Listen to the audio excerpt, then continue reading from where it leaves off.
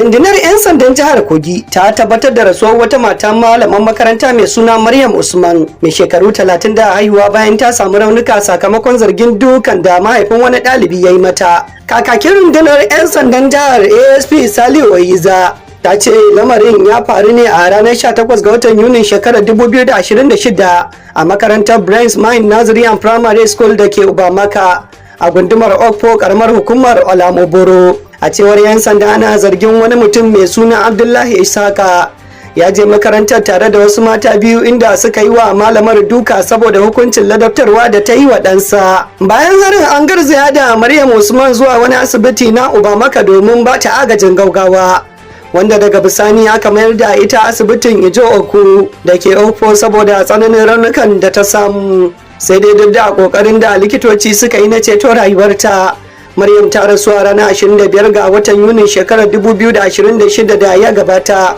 sakamakon raunukan da ta samu.